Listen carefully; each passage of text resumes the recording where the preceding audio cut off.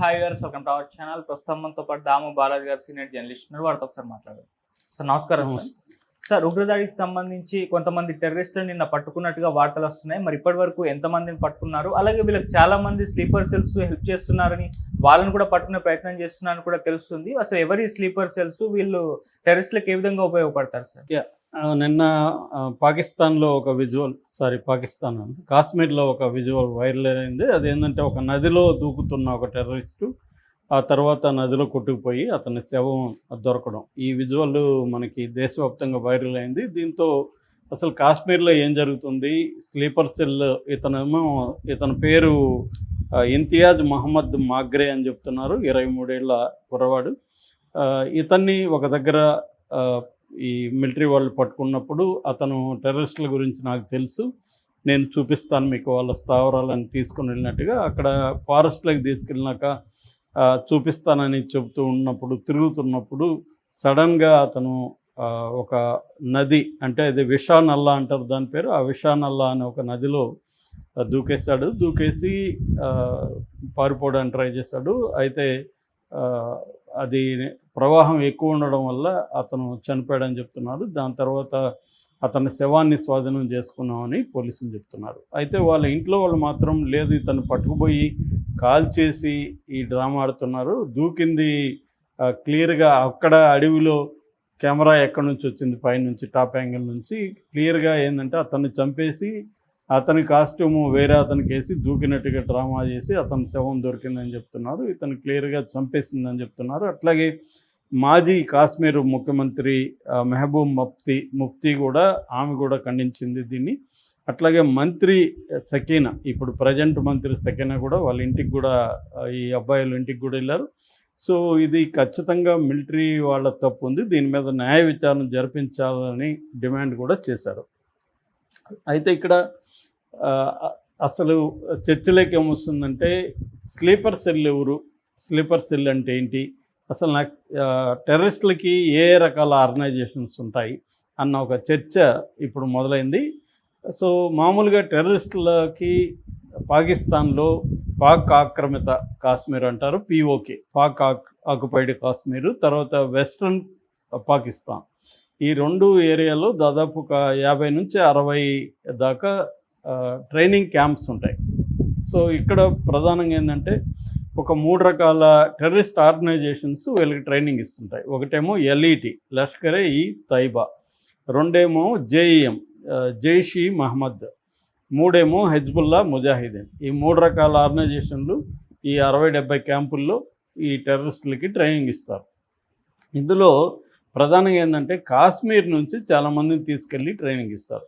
ఇందులో కొంతమందిని ఏం చేస్తారంటే ఫుల్ టైం టెర్రరిస్టులుగా వాడుకుంటారు, కొంతమందిని హైబ్రిడ్ టెర్రరిస్టులు అంటారు. హైబ్రిడ్ టెర్రరిస్టులు అంటే బయట ఉంటారు, సాధారణ ప్రజల్లాగాను ఉంటారు, వీళ్ళు అవసరమైనప్పుడు టెర్రరిస్ట్ యాక్టివిటీలో కూడా పాల్గొంటారు. మూడవది OGW అంటే ఓవర్ గ్రౌండ్ వర్కర్స్. వీళ్ళు బయట మామూలుగా టీచర్లుగానో లేకపోతే షాపుల్లో పనిచేస్తూనో మామూలుగా ఉంటారు. వీళ్ళు అవసరమైనప్పుడు వీళ్ళు టెర్రరిస్టులకి వాడుకుంటారు.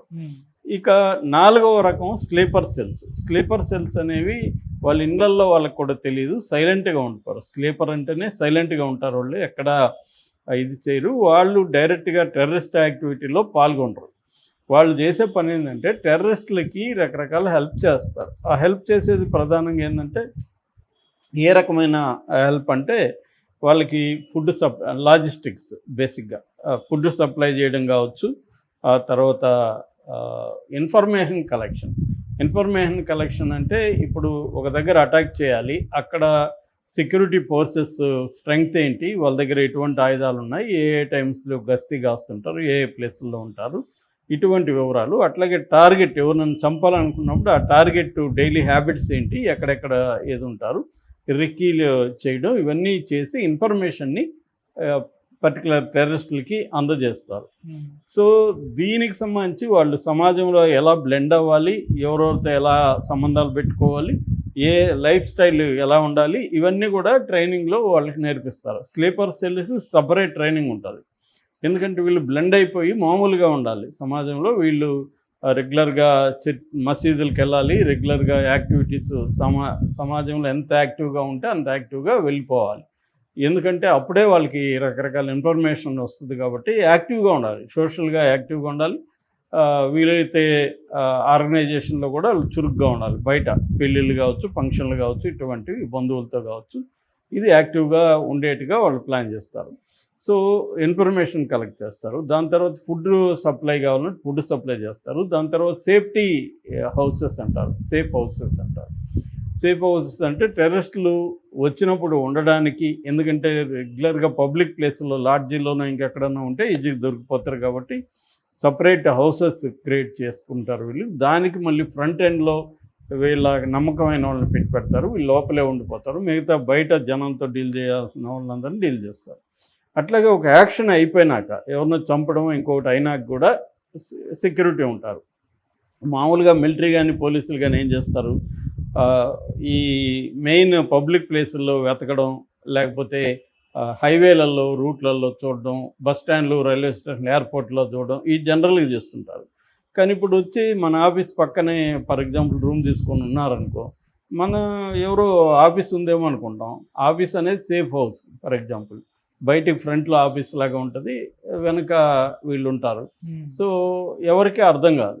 కాబట్టి ఇలాంటివన్నీ కొత్త వ్యక్తులు వస్తే జనరల్గా డౌట్ వస్తుంది. కాబట్టి ఆల్రెడీ ఉన్న వాళ్ళ దగ్గరికి బంధువులాగా వీళ్ళు వచ్చినప్పుడు తెలియదు అనమాట, బంధువులనో ఫ్రెండ్లోనో వీళ్ళని దాచిపెట్టడం అనేది చేస్తారు. సో స్లీపర్ సెల్ అనేది వెరీ ఇంపార్టెంట్. అయితే ఒక్కొక్కసారి క్రైసిస్ వచ్చినప్పుడు, ఇప్పుడు యుద్ధం వస్తుంది ఫర్ ఎగ్జాంపుల్ పాకిస్తాన్కి, మనకి ఈ స్లీపర్ సెల్ని వాళ్ళు యాక్టివేట్ చేస్తారు. ఒక్కోసారి స్లీపర్ సెల్ అవసరమైతే డైరెక్ట్గా రంగంలోకి దిగాల్సి ఉంటుంది, వీళ్ళే అటాక్స్ చేయాల్సి ఉంటుంది, వీళ్ళే బాంబులు పేల్చాల్సి ఉంటుంది. ఇవన్నిటికి కూడా వీళ్ళకి ట్రైనింగ్ ఉంటుంది. స్లీపర్ సెల్కి రెగ్యులర్ టెర్రరిస్టులకు ఇచ్చే ట్రైనింగ్ ఇస్తారు. దాంతోపాటు మెయిన్గా సమాజంలో ఎలా బ్లెండ్ అయిపోవాలి, ఎలా ఇలా చేయాలి, ఇవన్నీ చూస్తారన్నమాట. అంటే మెడిసిన్స్ లాంటివి కూడా అవసరమైతే సప్లై చేస్తారు. అంటే లాజిస్టికల్ సపోర్టు, ఇన్ఫర్మేషను, తర్వాత సేఫ్ హౌస్ ప్రొవైడ్ చేయడం, దాని తర్వాత ఏదన్నా అవసరమైనప్పుడు అత్యవసర పరిస్థితుల్లో వీళ్ళే కూడా యాక్టివ్గా పార్టిసిపేట్ చేయడం. సో ఈ అన్ని రకాల ఒక రకంగా ఆల్రౌండింగ్ క్యాపబిలిటీస్ని వీళ్ళకి ఇస్తారన్నమాట. ఇలాంటి స్లీపర్ సెల్స్ మీద ఇప్పుడు అటాక్ చేస్తున్నారు. ఎందుకంటే పహల్గామ్లో 4 మనకి గ్రౌండ్లో పాల్గొన్నారు, కానీ వాళ్ళ వెనక ఒక 5-6 మంది టీం ఉంటారు. అది కాకుండా స్లీపర్ సెల్లో కూడా 5-6 మంది టీము వాళ్ళకి హెల్ప్ చేశారనేది ఇప్పుడు NIA, నేషనల్ ఇన్వెస్టిగేటింగ్ ఏజెన్సీ చెబుతుందన్నమాట. సో వీళ్ళ స్లీపర్ సెల్ని పట్టుకుంటే కాంటాక్ట్స్ దొరికే అవకాశం ఉంది. ఎందుకంటే వీళ్ళకి కమ్యూనికేషన్ కూడా అడ్వాన్స్డ్ కమ్యూనికేషన్స్ సిస్టమ్స్ ఏర్పాటు చేస్తారు. బేసిక్గా ఏంటంటే కమ్యూనికేషన్లు ఎలా వాడాలో కూడా వీళ్ళకి ట్రైనింగ్ ఇస్తారు. ఎటువంటి యాప్స్ వాడాలి, ఫర్ ఎగ్జాంపుల్ BBM యాప్ ఎక్కువగా వాడుతున్నామని స్లీపర్ సెల్లో గతంలో పనిచేసిన ఒక మెంబరు మీడియాకి చెప్పాడు. BBM అంటే బ్లాక్బెర్రీ మెసెంజర్ అనమాట. బ్లాక్బెర్రీ మెసెంజర్ని ఎక్కువ వాడుతున్నారు. ఎందుకంటే ఫస్ట్లో వాళ్ళు ఫేస్బుక్లో వాడేవాళ్ళు, ఫేస్బుక్ను కూడా వీళ్ళు ట్రాక్ చేయడం మొదలుపెట్టారు. సో దాని తర్వాత BBMలోకి వచ్చారు. ఇప్పుడు ఏంటంటే China manufactured satellite phones encrypted messages ఉంటాయి. వీళ్ళు కోడ్ లాంగ్వేజ్లోనే వీళ్ళందరూ కూడా మాట్లాడుకుంటారు. ఈవెన్ ఇదంతా కూడా కొంత మావోయిస్టులకు కూడా వర్తిస్తుంది. ఫర్ ఎగ్జాంపుల్ మావోయిస్టులు గన్నుని పుస్తకం అని, బుల్లెట్లని ట్యాబ్లెట్స్ అని అంటారు. నాకు 2 పుస్తకాలు కొన్ని ట్యాబ్లెట్స్ పంపించంటే 2 గన్స్ బుల్లెట్స్ పంపించమని అర్థం అనమాట.